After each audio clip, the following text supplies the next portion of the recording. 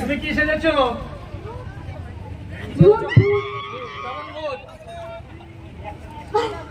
বলো বলো। কাঞ্চনা।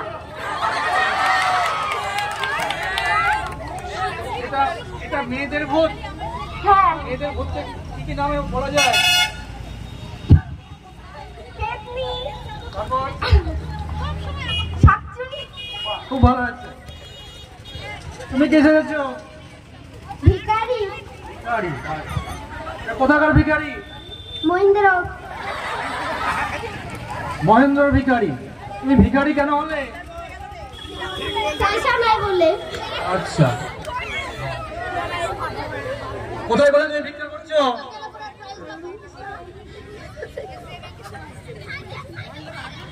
ইটালঘাটিতে। পড়াশোনা করেছো কি করনি? করিনি। কেন করনি?